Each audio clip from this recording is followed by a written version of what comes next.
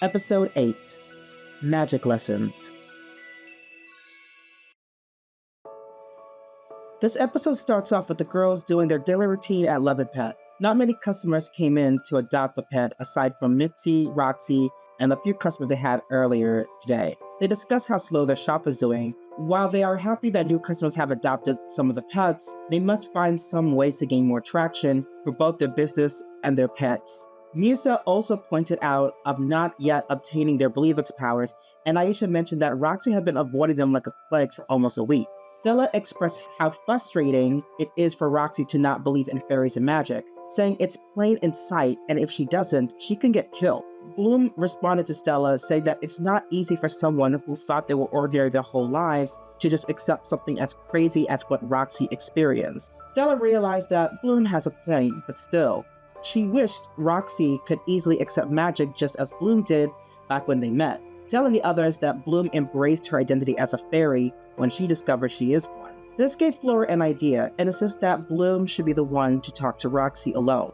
Not only because she won't feel intimidated with all 6 of them together, but out of all of them, Bloom can relate to her the most based on their mirrored experiences. The others agreed with the idea, but Bloom said that she can't make any promises of how this will go, but will do her best to talk to her and soon prepared herself and went out to the Fruity Music Bar.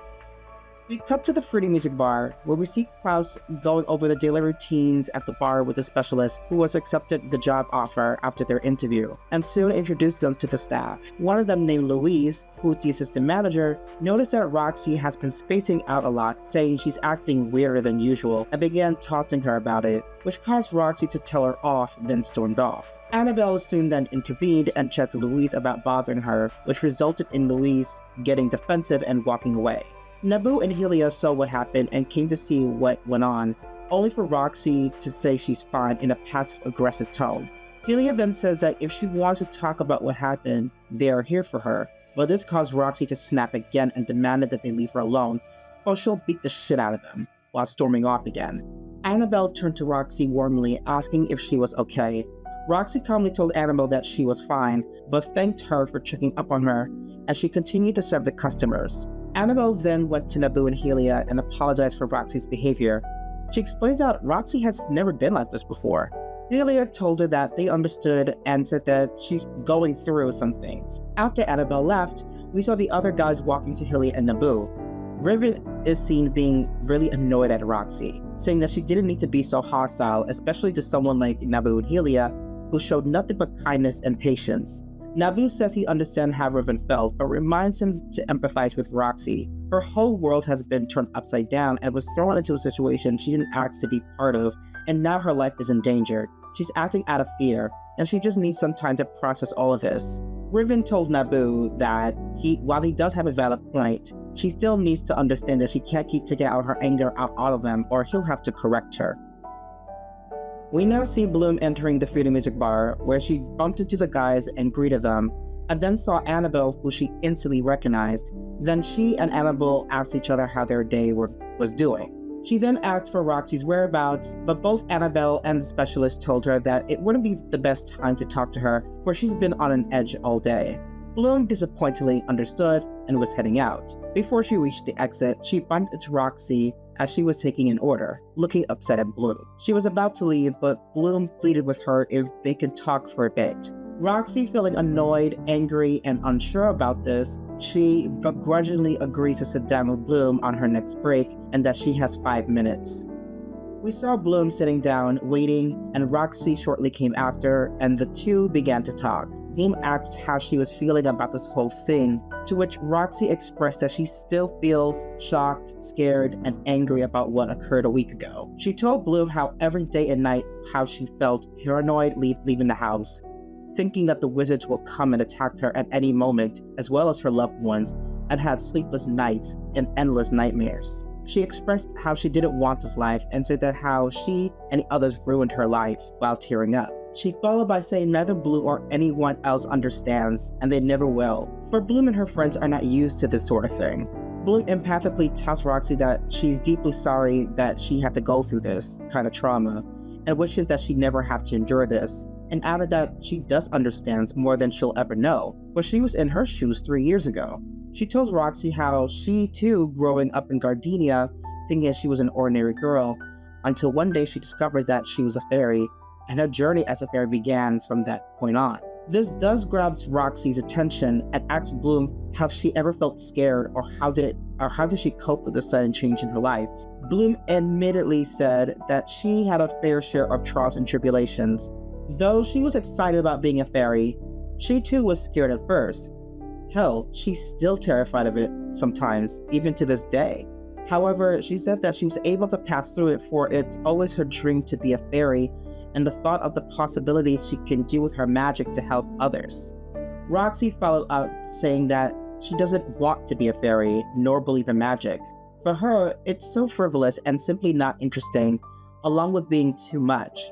She also mentioned that even if she did embrace it, she doesn't want to use her magic to save people who, in her view, are the absolute worst. They're too corrupt, vain, and shallow, and wouldn't waste time with them. Bloom wasn't expecting that kind of response, but says she completely understands. She also added that there were times she questioned herself and was telling herself if she had what it takes. But luckily for her, she came across 5 amazing best friends who helped her through it time and time again, and soon discovered new things about herself that she wouldn't knew anywhere else.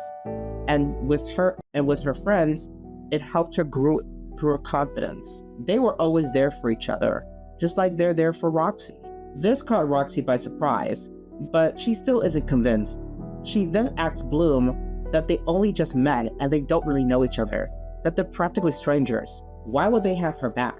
Bloom explained that strangers are sometimes the friends you haven't met yet, and even if she's not ready to talk to them yet, they would like to get to know her better in the future. Roxy was still unsure of this and was pessimistic about it, but her intuition made her see that Bloom seems sincere in her approach.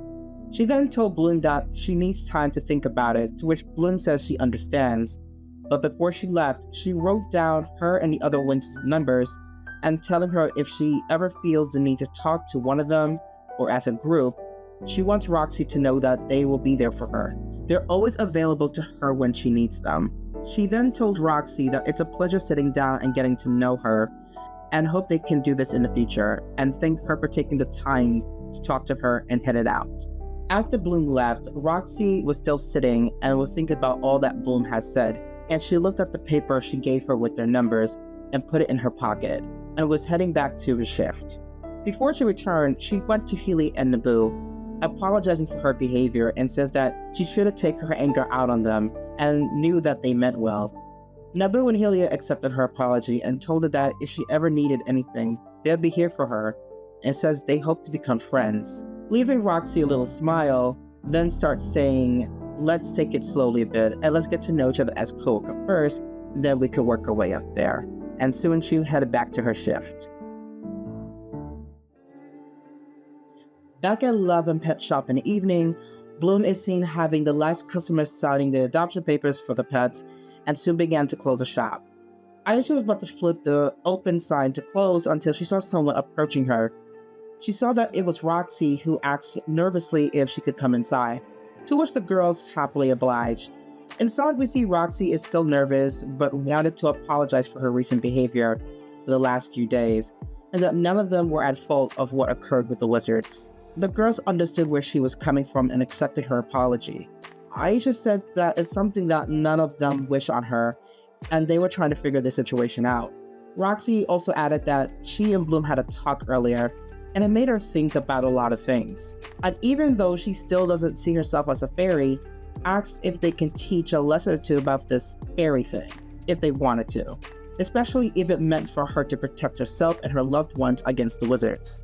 The girls were surprised, but said they'll happily teach her. However, Roxy chuckily made it clear to them that don't expect anything crazy. After the threat of the wizards is over, she wants to go back to her ordinary life.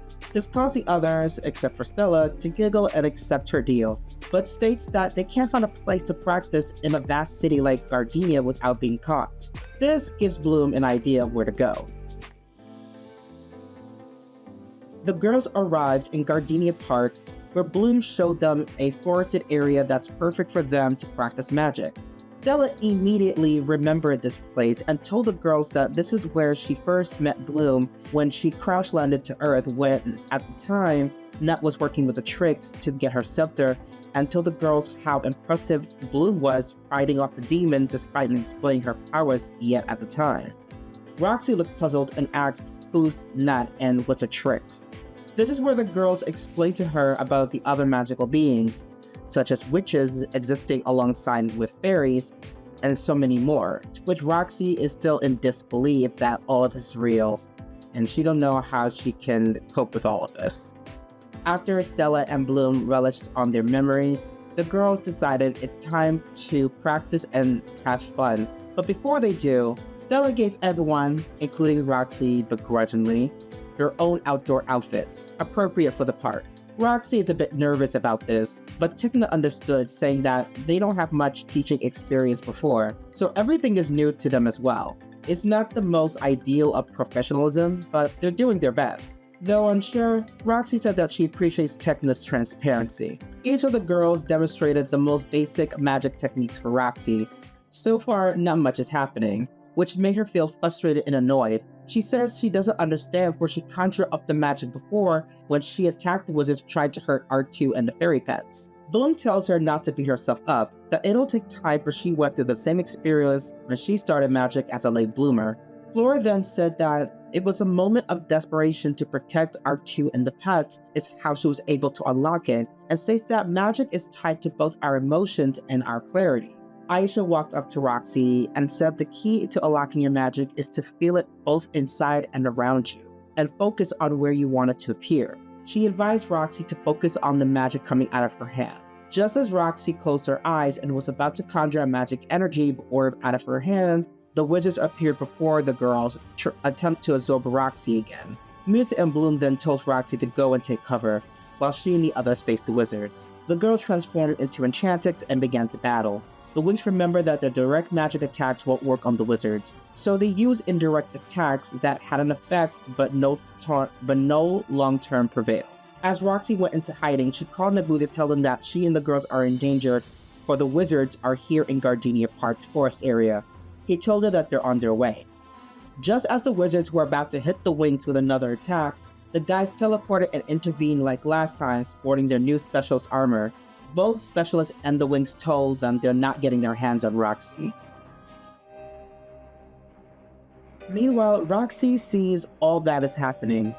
She still couldn't believe that these people who don't know her are still risking their lives for her, but then she remembered what Bloom said about strangers are the friends they haven't met yet, doubting herself that is she even worthy of being a friend, that all this is just crazy. But the girls welcomed her with open arms, and while she does feel skeptical about them, her intuition is telling her that these girls, along with the guys, seems genuine. She told herself she already made it this far by learning magic with them, but says if that was because of her own benefit of protecting herself, or does she want to be with them because she secretly yearns for a friend to understand her that no one else could. As she saw the others being blasted to the ground, she instinctively ran towards them and desperately trying to save them by unleashing another magical energy blast to distract the wizards. She then faced them, saying that she'll make them pay for ruining her life. The wizards laughed as they couldn't take her seriously, and talked to her for how weak and helpless she is, and how her so-called guardians couldn't protect her, as she saw them on the ground weakly getting up. Roxy gets frustrated trying to summon another magical energy blast, but with no luck, and the wizards continued to laugh and taunt her. Roxy began crying and doubting herself, but then she quickly bounced back and admitted that although she is weak and she doesn't have the magical experience like the girls do, she still stated that the Winx specialists are not weak, and although she doesn't know them as much, something inside of her is telling her to have faith in them, and together they will bring them down. This took the wizard by surprise of this newfound confidence she has, but it made the specialist and Winx smile that she's starting to trust them a bit. She says that she saw how much they were willing to put their lives on the line for her, and that nobody, aside from her loved ones, came close to doing. She admits that while she doesn't see herself as a fairy, but has accepted that all this is real, and told the girl to show her what they're made of, and to not let her down. She then followed up hoping that they will wipe the smirks off the wizards' ugly faces. This made the girl smile a bit, and soon gathered enough strength to fly towards Roxy, with specialists following them behind. and says how much they appreciate what she said. Roxy admitted that she still isn't sure, but she does say that her intuition has never wronged her before, and hopefully they'll defeat the wizards. The wizards once again laughed about how touching but utterly ridiculous her sentiment is, and planned for another attack, but as soon as they were about to, a strange energy was felt, and the Winx began howling unnaturally, and the girls began to glow and felt an energy they never felt before, and before they knew it, a flash of light occurred and began a whole new transformation, and the Winx finally transformed into Believix berries, ending this episode.